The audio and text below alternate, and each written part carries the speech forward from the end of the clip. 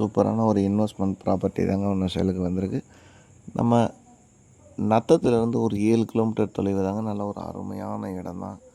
65 cent தாங்க. சூப்பரான இடமுங்க. நல்லா வீட்டு மனைக்கு ஆகக்கூடிய இடம். நல்லா ஃப்யூச்சர் இன்வெஸ்ட்மெண்ட்டுக்கு சூப்பரான இடமுங்க. இந்த இடத்த சுற்றி ஃபுல்லாகவே வீடுங்க தான் இருக்குது. இது பார்த்திங்கன்னா ஃபுல்லாக லேஅவுட் ஏரியா தாங்க. ஃப்ளாட் போடுறதுக்கு அருமையான இடம் தான்.